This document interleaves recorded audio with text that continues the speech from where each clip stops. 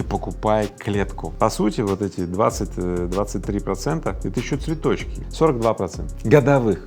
Мы находимся в очень нестабильной форме экономического роста. Все растет, все растет, все растет. Да просто на переписывании ценников, да, разоримся. Любой, кто с математикой дружит, он такой скажет: воу-воу-воу-воу-воу. Ну, пожалуйста, не позволяйте, чтобы вас отипотекали под 23%. Будь готов к неожиданному. Завтра может быть другим, каким ты не видел его. Я приглашаю тебя стать участником движения успешных людей. Российские банки рекордно повысили на этой неделе ставки по ипотеке до 20-23%, и 2/3 россиян отложили покупку жилья сразу же. Означает ли это скорый крах рынка недвижимости? Да, сейчас. Во-первых, цены на квартиры только растут, себестоимость за последние 24 месяца выросла на 40% минимум, а в некоторых типах жилья на 60%. Цены точно не упадут, поэтому никакого краха не будет. Если вам нужна ипотека, не надо брать под 20-23%, не надо, просто станьте семейным, возьмите семейную ипотеку. Подчеркну, у правительства сейчас нет другого шанса, кроме как продолжать пампить строительную отрасль. Строительная отрасль — одна из немногих, которая работает в России, и правительство не перестанет ее накачивать. Ну, пожалуйста, не позволяйте, чтобы вас отипотекали под 23%. Понимаете, если вас под 23% отипотекуют, вам может быть очень больно, сложно вырваться из этого ипотечного рабства. Ермо, знаете, что такое? В древности, да и сейчас во многих странах должникам или вот тем, кто не может отдать долг, да, им вешали такую деревяшку вот на шею, да, и скрепляли ее там какими-то, штуками. И вот человек ходил с такой вот штукой, и ничего особо не сделаешь, и очень, прям как заточение. Это называлось ермо. Так вот, по сути, вот эти 20-23% это еще цветочки. Пожалуйста, я специально открыл сайт, потреб кредита, например, в Сбербанке. Там тоже написано 17%. Но сейчас уже по новому закону важно сообщать эффективную стоимость, то есть полная стоимость с учетом комиссии и так далее. 42% годовых.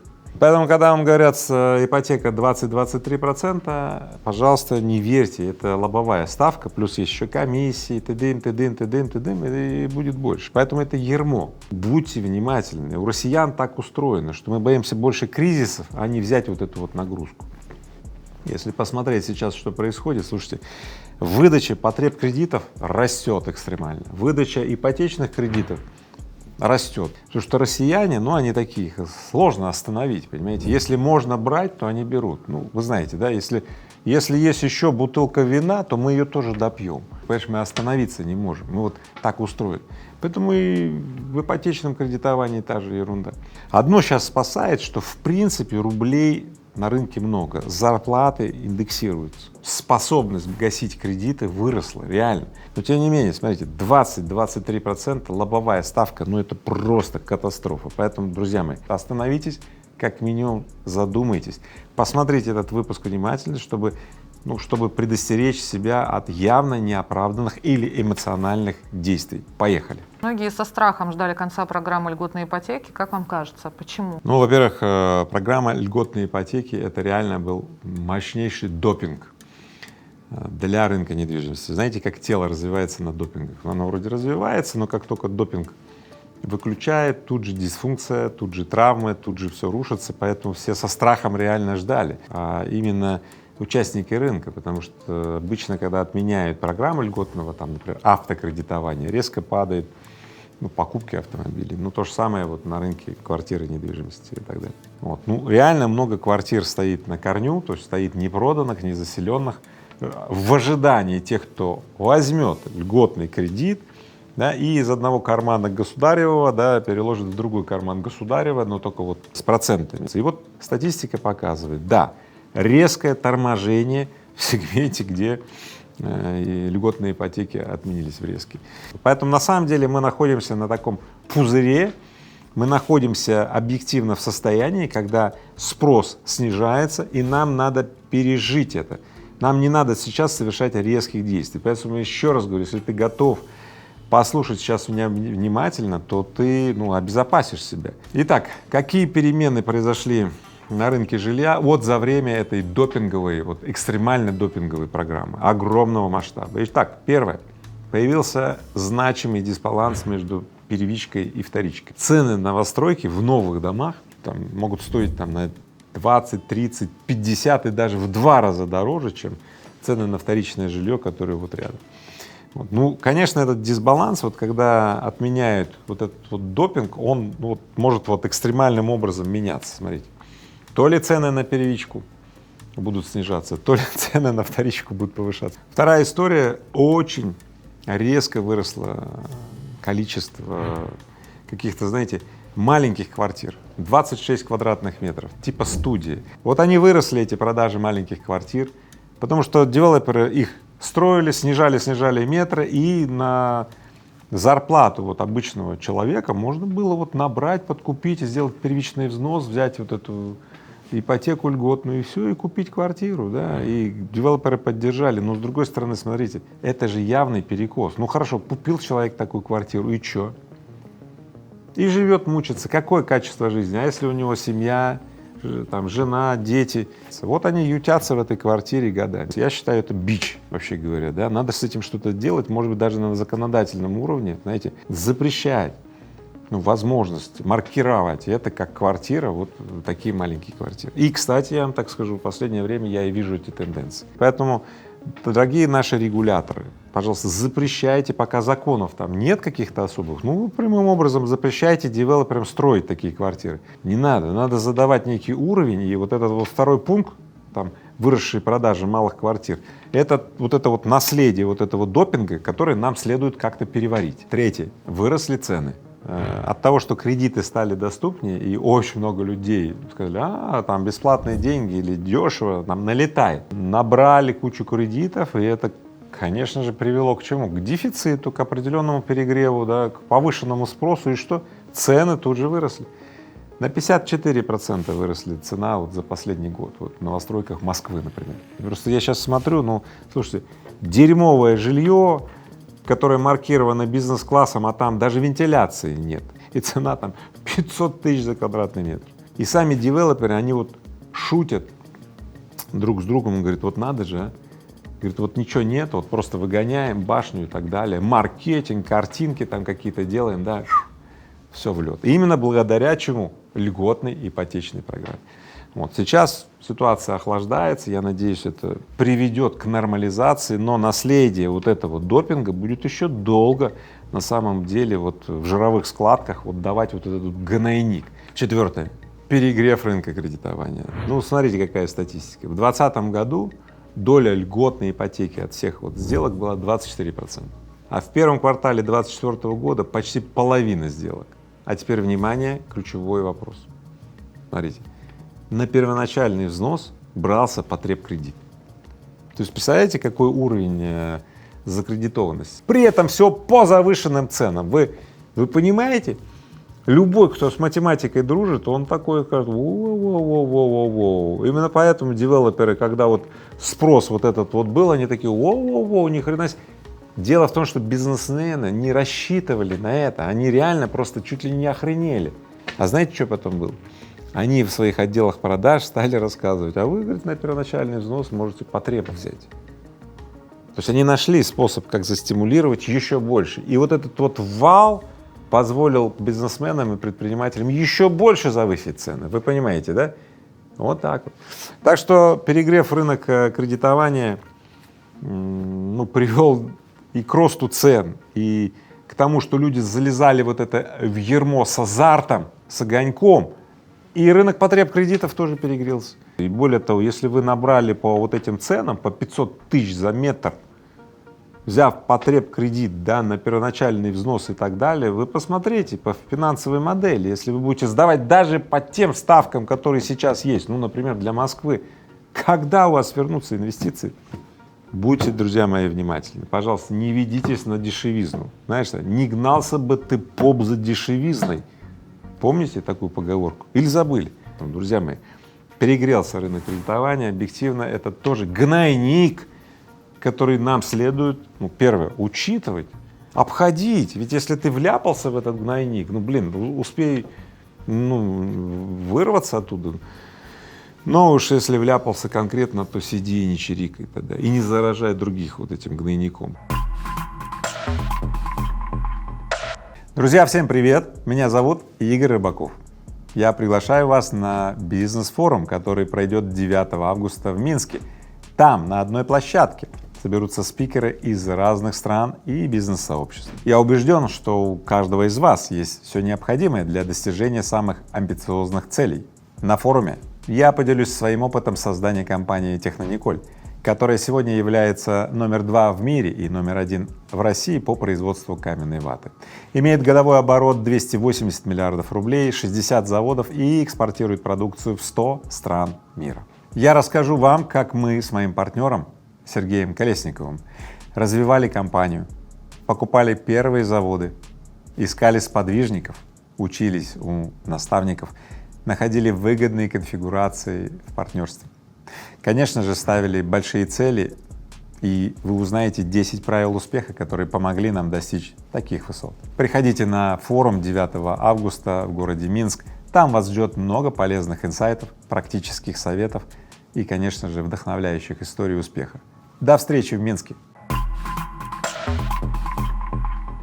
Игорь Владимирович, а чем это все чревато для экономики России? Агрегированные показатели экономики — это ставка Центрального банка, то есть инфляция продолжает расти, и Центральный банк не может справиться с инфляционными таргетами, у него есть цели, он не может справиться, поэтому ставка продолжит расти, хотя еще недавно, казалось бы, надо же снижать ставку. Получается так, есть факторы, которые надувают ставку, вот мы сейчас в этом выпуске и говорили о них.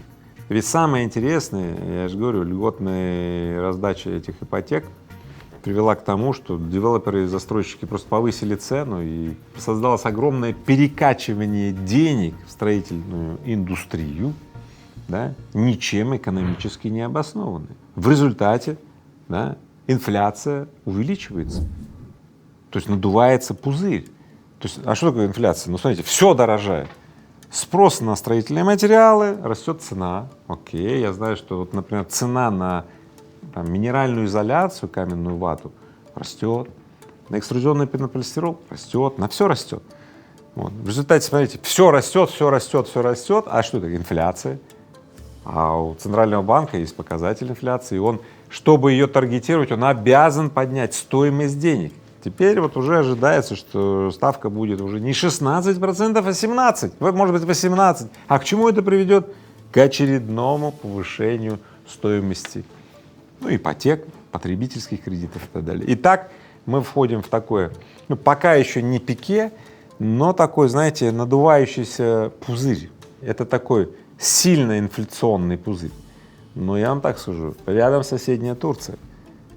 Там подобная политика запустила огромный инфляционный процесс. Там, если кто в Турцию ездит, наверное, знает, что там, как себя лира ведет. Реально, люди справляются, слушайте, Турции привычно, россиянам тоже это привычно, в 90-е, мы жили, не все же жили в 90-е и так далее. Поэтому я бы не хотел такого, потому что, когда цены растут каждый день на 2%, за месяц цены на 10% вырастают, слушайте, да просто на переписывании ценников, да, разоримся-то, да. Я был в такое время, в 90-х, да, каждый день я менял цену, выходил утречком, говорил, сегодня ветер такой, поставим такие-то цены, да. Честно говорю вам, ничего хорошего нет, потому что, с другой стороны, мне переписывали вот так же ценники поставщики сырьевых материалов, да, и, было очень тревожно. Я не хочу этой тревожности. Мы сейчас находимся, в зоне такой, пограничной, куда больше, 16%. Какие 17, какие 18? Это означает, что для промышленности кредиты уже 20, 22, 25%. Вы чего? При такой стоимости денег спекуляции становятся основной операцией. Например, размещение кэша, или денег на депозит. То есть встает промышленное производство, то есть перестают люди вкладывать в промышленное производство при таких ставках. И в результате мы получаем следующее. Мы тут разгоняем что-то, какой-то сектор, разогнали, получаем генеральную ставку такую, да, и вот этот пузырь никак не может остановиться. Смотри. Это нам вредит. Поэтому я сейчас не кого ругаю там. Нет, я констатирую, мы находимся в очень нестабильной форме экономического роста. Потому что рост типа идет, там 2-3% ВВП прогнозируется и так далее. Но, ребята, устойчивость этого роста хреновая, очень хреновая. Поэтому на самом деле идет ли рост, еще непонятно. Давайте посмотрим. То есть так называемый номинальный рост может быть и отрицательный, потому что мы в каких-то тугриках там все измеряем, тугрики растут, а качество жизни растет. Вот у тебя качество жизни выросло, вот давай так, измеряем на длинной дистанции, знаете, 1000 дней назад, да, и с этой точки и 1000 дней вперед. Вот следующие 1000 дней, это примерно 3 года, я буду делать выпуски и каждый раз задавать один и тот же вопрос. Росло ли качество твоей жизни последние 100 дней? Поэтому вот задаю вам такой вопрос. Росло ли качество в вашей жизни последние 100 дней? Напишите мне в комментарии. Я по этой статистике буду вот каждый раз подводить вот такие итоги. А как высокие ставки по ипотеке меняют рынок жилья? Ну, первое, рынок жилья, ну вот малогабаритные квартиры, бум, рост. Малогабаритные инвестиционные квартиры, бум, рост. То есть отели, отельчики, хостелы и так далее. Ну, вот такое жилье теперь будет. 17 метров, 26 метров, да. Да, вырастут целые микрорайоны малогабаритных многоэтажек. То есть я видел лично, ну, такой проект, знаете, там все квартиры вот в этих огромных башнях, 20-30 этажей, да, все квартиры очень малогабаритные, короче. Вы бы хотели жить в таком? Или кто будет жить в таком спальнике? Ну, это скажут люди, ну, вот есть кто живет там, приезжают гастарбайтеры, кто-то и так далее. Друзья мои, ну вот и все. Таким образом мы разводим в этом микрорайоне, да, ну, такой вот уровень качества жизни, такой гетто, вот в этих вот малогабаритных гетто, вот в этих вот малогабаритных квартирах, да, по статистике мировой и заводится много-много всего разного, в том числе криминал. Вот именно в таких микрорайонах во Франции зарождается экстремизм, который потом выплескивается на улице в виде поджогов автомобилей там, и так далее, беспорядков и тому подобное. Вот и все. Поэтому как изменится рынок жилья? Не просто рынок жилья изменится, изменится вообще наша жизнь. То есть на самом деле то, как мы обустраиваем нашу жизнь, влияет на нашу жизнь. Вот и все. Если мы живем в норах, если мы говорим, что жить в норах — это нормально, да, то в норах будет заводиться своеобразная субкультура. Зачем это все делать? Понятия не имею. Может, как-то нам вернуться в какое-то другое прочтение, да? Какие у вас будут варианты, да? А может быть, коммунальные квартиры создадим, да, с одной кухней, с одним туалетом и с очередью в этот туалет, значит, кто первый посрать пойдет, да, или что?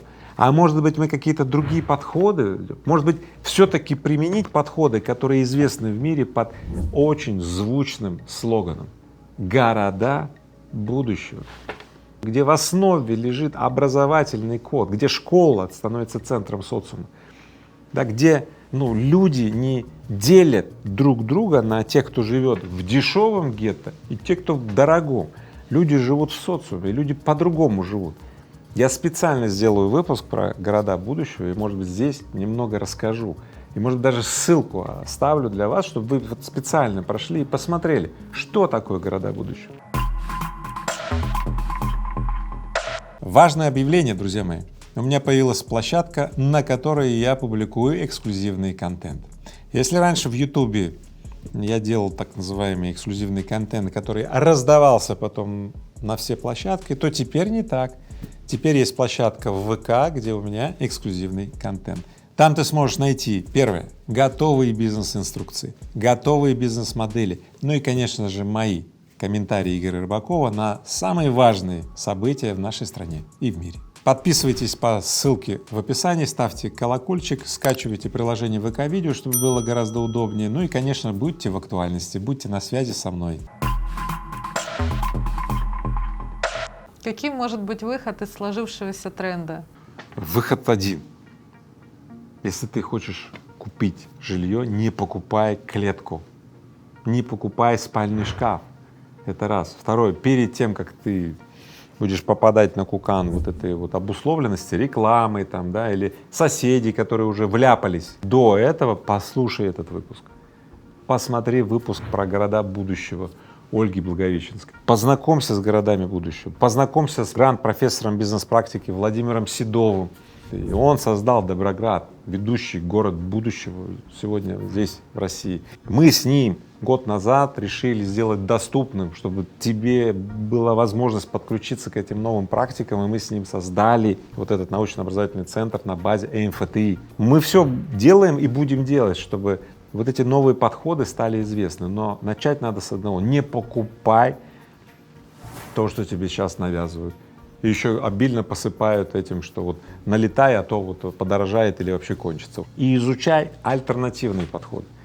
То есть имей видение про разные подходы, а дальше сопоставь, какой подход тебе больше всего подходит. Вот как следует выходить из этого водоворота. Что такое город будущего? Город будущего — это не квадратные метры жилья за 500 тысяч метров там, рублей за метр или сколько-то. Подождите.